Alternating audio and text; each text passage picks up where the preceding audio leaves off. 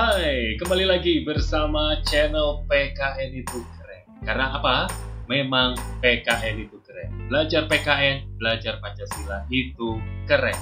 Oke, hari ini kita akan belajar tentang bagaimana proses terbentuknya dasar negara.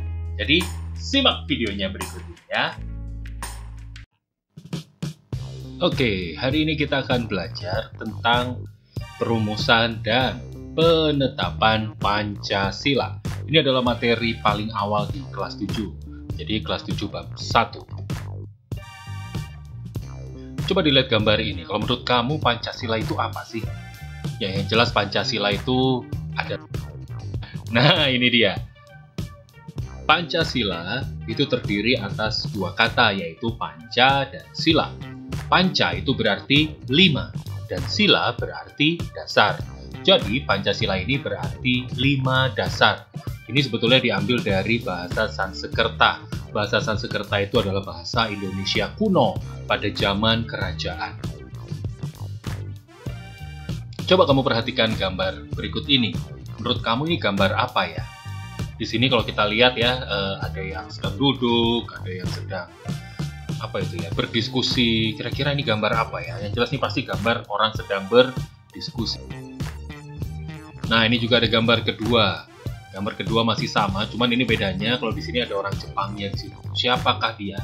Ini pasti terjadi pada masa penjajahan Jepang, karena di situ ada beberapa orang Jepang, lalu juga ada orang-orang Indonesia di situ. Jadi kalau kita bisa tarik kesimpulan dari foto ini pasti adalah sebuah rapat yang dilaksanakan pada masa penjajahan Jepang.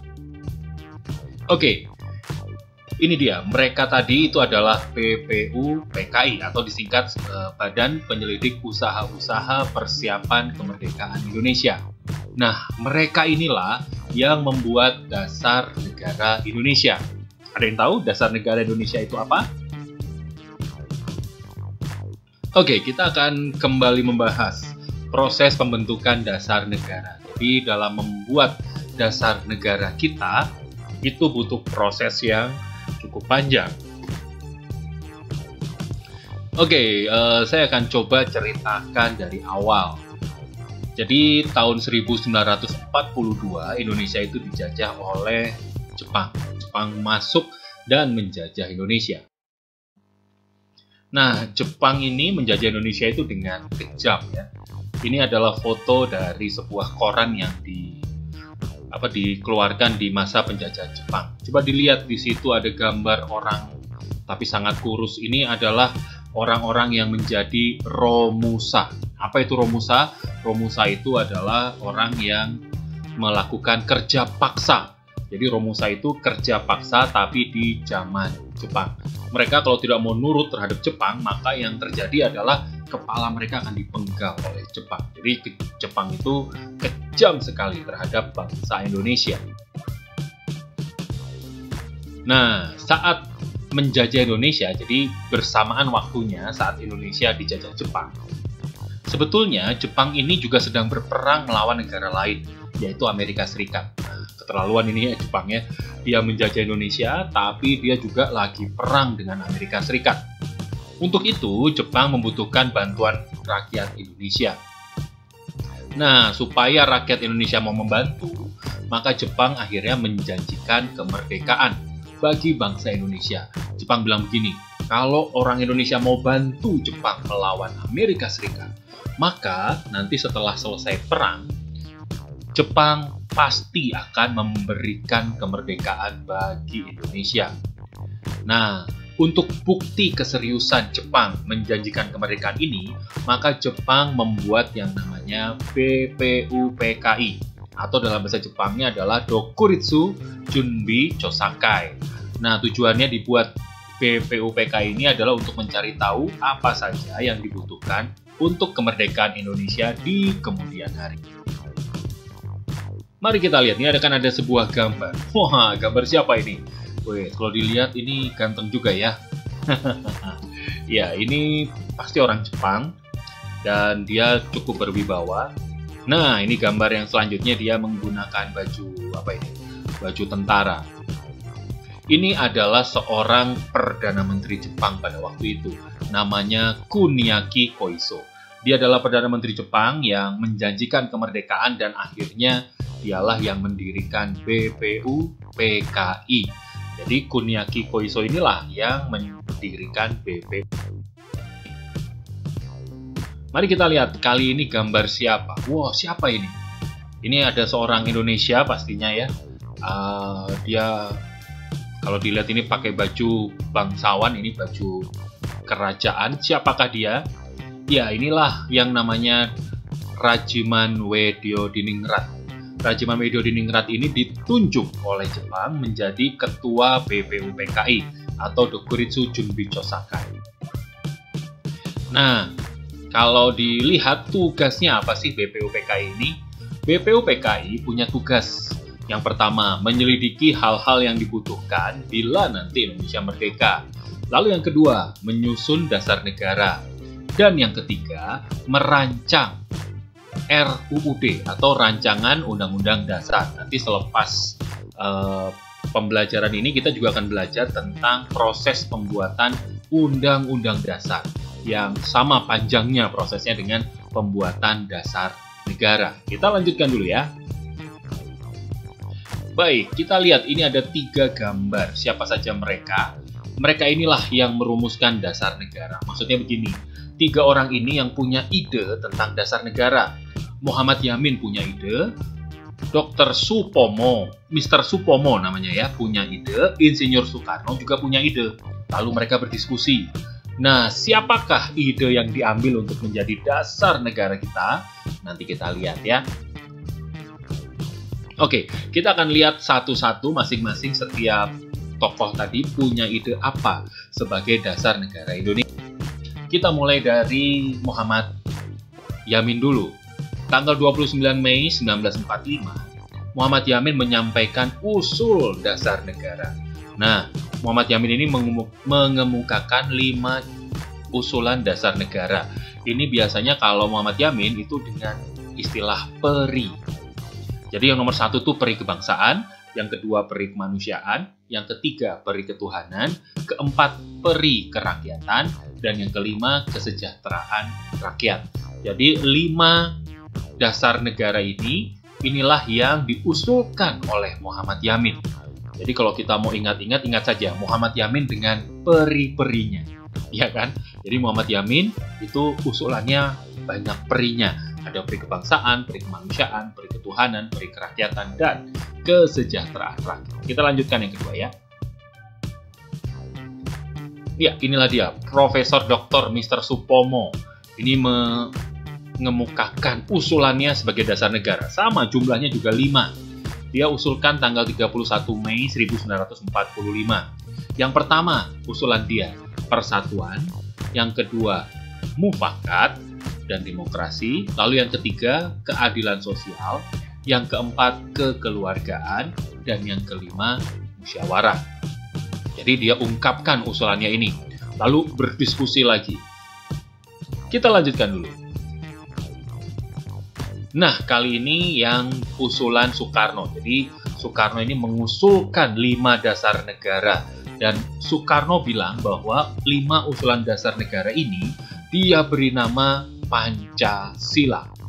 Tepatnya tanggal 1 Juni 1945, Soekarno mengemukakan atau memberikan usulan dasar negaranya. Yang pertama, kebangsaan Indonesia. Yang kedua, internasionalisme dan perikemanusiaan. Yang ketiga, mufakat atau demokrasi.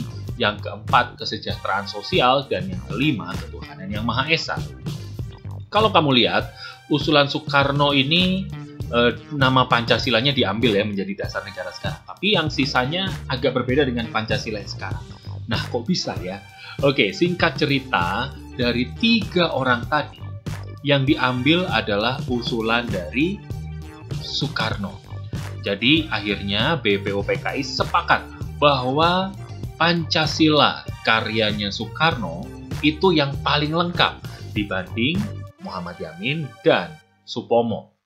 Kok bisa begitu? Ya, karena kalau kita lihat Soekarno ini dia menyangkupkan Pancasila itu sampai ada internasionalisme. Jadi Soekarno ini memasukkan dalam Pancasilanya hubungan antara Indonesia dengan negara lain. Sedangkan dari pendapatnya Muhammad Yamin maupun pendapatnya Supomo itu tidak ada unsur-unsur itu. Jadi rumusan Pancasila karya Soekarno ini dijadikan dasar negara karena paling lengkap. Nah, ini proses, ini foto asli ya, anak-anak. Jadi inilah saat momen Soekarno membacakan usulannya yang dia beri nama Pancasila. Ini benar-benar diambil dalam sidang BPUPKI tahun 1945. Jadi seperti ini diskusi mereka, mendiskusikan dasar negara. Kondisinya seperti ini. Ya, ini tadi Mister sudah bilang bahwa ide Bung Karno yang diambil sebagai dasar negara, yakni Pancasila. Nah, Pancasila yang karya Soekarno yang tanggal 1 Juni agak berbeda dengan Pancasila sekarang. Kok bisa? Nah ini, jadi setelah sidang BPUPKI yang pertama tadi, sampai 1 Juni, dibentuklah panitia kecil. Jadi mereka merasa bahwa walaupun diterima, tapi usulan Soekarno masih kurang sempurna. Jadi harus disempurnakan kembali. Maka mereka sepakat membentuk yang namanya panitia kecil. Panitia kecil ini tugasnya menyempurnakan Pancasila usulan Bung Karno. Nah, panitia kecil ini beberapa kali mengadakan rapat untuk menyempurnakan dasar negara. Panitia kecil tadinya berjumlah 8 orang, akhirnya ditambah 1 lagi, sehingga menjadi disebutnya panitia 9. Jadi dari 8 tambah 1 jadi 9 ya. Akhirnya tanggal 22 Juni, jadi butuh waktu sekitar 20 hari. 22 Juni 1945, Panitia 9 mengadakan rapat dan akhirnya membuat konsep Mukadimah atau Piagam Jakarta. Piagam Jakarta ini adalah draft Pancasila yang sudah 90% jadi. Jadi memang masih bentuknya draft karena baru 90%. Ya, inilah dia Panitia 9. Panitia 9 ini diketuai oleh Insinyur Soekarno. Jelas ya, karena beliau yang usulannya diterima dan tugasnya Panitia 9 itu menyempurnakan Pancasila, jadi pastilah Soekarno yang dijadikan ketuanya. Begitu. Ini nama-nama orangnya.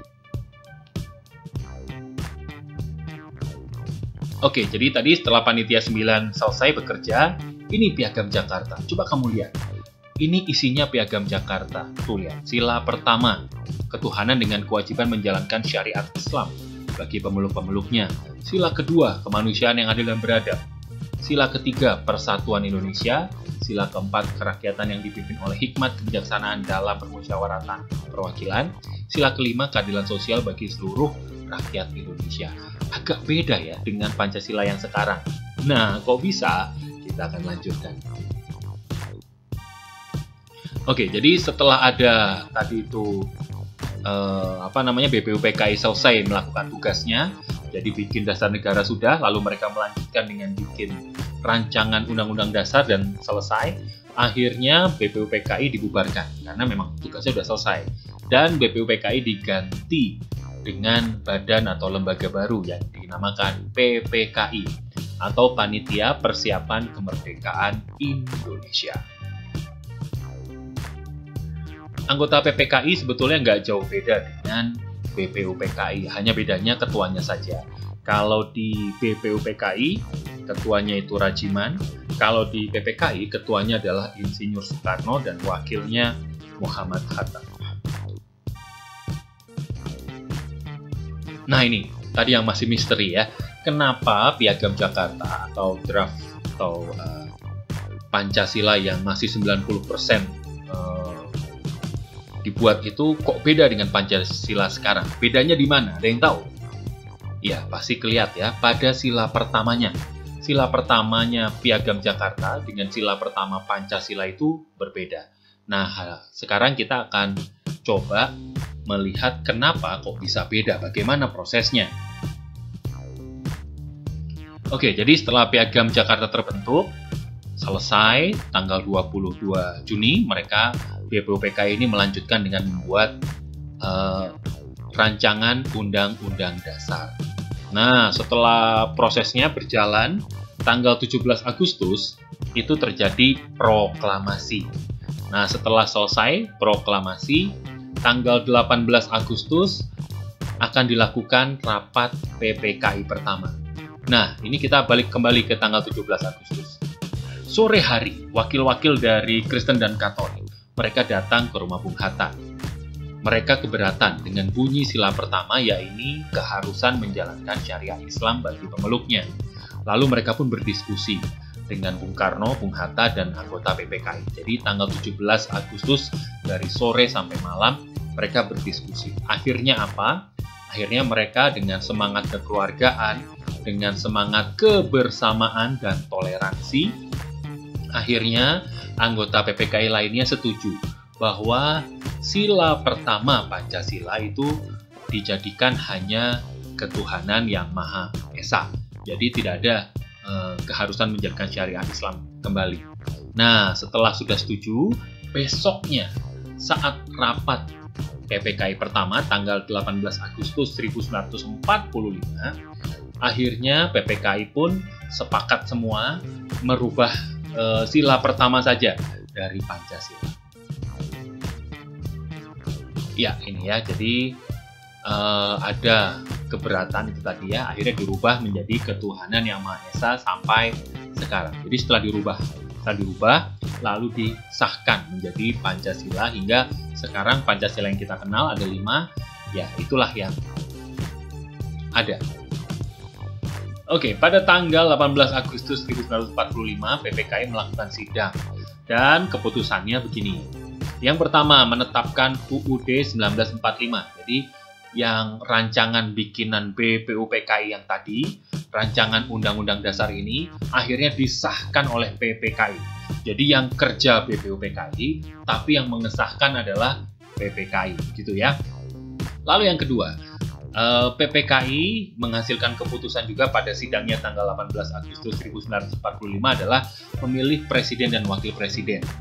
Akhirnya ditentukan bahwa Presiden Indonesia adalah Insinyur Soekarno dan wakilnya Muhammad Hatta. Lalu yang ketiga, membentuk KNIP. KNIP ini adalah Komite Nasional Indonesia Pusat. Nah, sebetulnya KNIP ini tugasnya hampir sama ya dengan DPR MPR. Cuman kan pada waktu itu Indonesia masih belum sempat membuat DPR MPR karena memang belum ada pemilu atau pemilihan umum. Syarat membentuk DPR MPR itu harus lewat pemilihan umum. Nah, sedangkan tahun 1945 kita masih dalam kondisi darurat, kita tidak bisa melakukan pemilu. Jadi dibentuklah DPR MPR sementara yang bernama KNIP atau Komite Nasional Indonesia Pusat. Next yang keempat, PPKI akhirnya menghasilkan atau menetapkan Pancasila sebagai dasar negara hingga sekarang. Ini adalah suasana rapat PPKI di rumah Bung Karno. Oke, jadi inilah 5 sila dalam Pancasila sekarang. Sila pertama berbunyi ketuhanan yang Maha Esa dengan logonya itu bintang.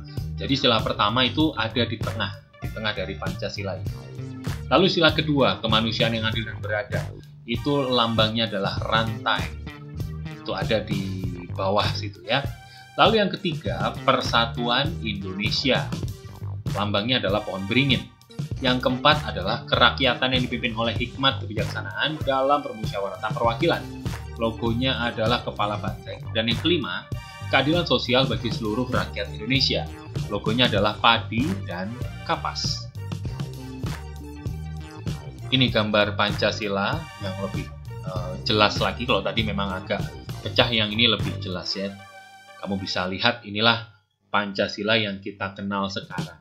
Jangan sampai salah kalau kalau lambang negara kita bukan Pancasila tapi Garuda Pancasila. Pancasila itu dasar negara. Lambang negara Indonesia adalah Garuda Pancasila. Oke, kita akan lanjutkan dengan biografi tokoh nasional.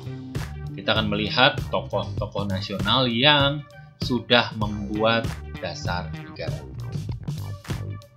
Ya, inilah dia Muhammad Yamin.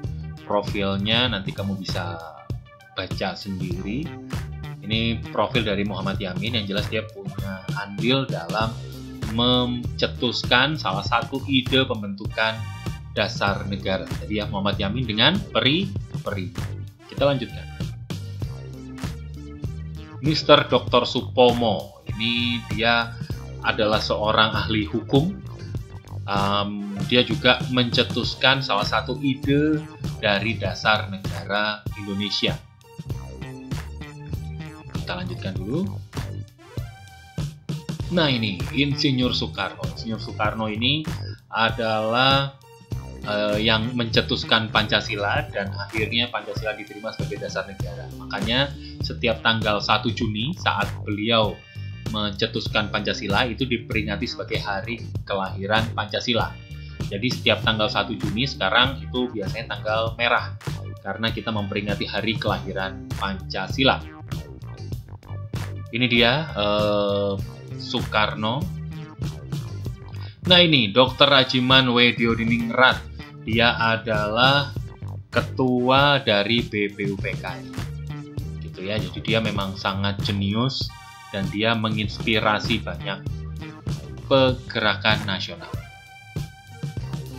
Ya, jadi inilah nilai-nilai yang harus diteladani, dicontoh dari para tokoh bangsa. Kita bahas satu-satu. Yang pertama, nasionalisme. Nasionalisme itu apa sih? Nasionalisme itu mencintai bangsa dan negara.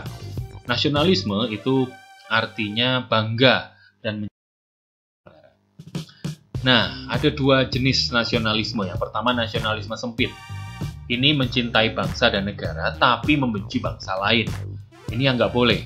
Jadi, misalkan kamu sayang sama Indonesia, tapi kamu nggak suka sama negara Singapura, misalkan. Itu nggak boleh. Itu namanya nasionalisme sempit. Tapi ada nasionalisme luas, ini harus kita contoh, yaitu mencintai bangsa dan tetap menghargai bangsa lain. Jadi kamu mencintai Indonesia, tapi tetap menghargai negara lain. Itu yang harus dilakukan. Kalau tadi ada nasionalisme, maka contoh yang harus kita taati juga, kita contoh dari pahlawan adalah patriotisme. Patriotisme itu sikap rela berkorban demi bangsa dan negara. Jadi ini kaitannya sangat erat ya dengan nasionalisme, karena kita tidak mungkin mau berkorban kalau kita tidak mencintai negara kita. Jadi patriotisme itu rela berkorban demi bangsa dan negara. Tidak pernah menyerah. Kita harus mencontoh para pahlawan yang tidak pernah menyerah. Kebayang kalau mereka menyerah dalam membuat Pancasila. Kita tidak akan punya dasar negara yang kuat yang bisa menyatukan kita. Jadi ini harus kita contoh dari para pahlawan. Mereka tidak pernah menyerah. Kamu juga sama. Kalau kamu menghadapi hal-hal yang sulit dalam hidupmu, jangan mudah menyerah. Hadapi, karena semua itu pasti akan ada jalannya. Toleransi. Kita tadi lihat ya bahwa saat pembentukan sila pertama itu ada silang pendapat. Ada perbedaan pendapat. Ada yang pingin menjalankan syariat, tapi ada yang tidak. Tapi kita lihat, sebagian besar dari anggota BPUPKI itu memiliki rasa toleransi yang tinggi karena mereka masih melihat bahwa negara Indonesia ini tidak hanya dihuni oleh satu pemeluk agama saja, tapi ada banyak agama di sini. Jadi mereka berpikir toleransi bahwa kesatuan dan persatuan itu yang paling baik. Jadi mereka akhirnya ya menghapuskan tadi ya sila pertama akhirnya menjadi ketuhanan yang Maha Esa saja. Kita lanjutkan. Tanpa pamrih. Tanpa pamrih itu tidak mencari keuntungan sendiri. Bayangkan kalau pahlawan itu dia berjuang tapi untuk mencari keuntungan. Wah, kita bisa berhutang banyak sekali dengan mereka. Tapi para pahlawan ini yang harus kita contoh adalah mereka berjuang tanpa pamrih.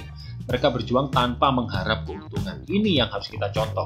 Dalam kamu belajar, kamu berjuang, kamu harus tanpa pamrih atau tidak mencari keuntungan.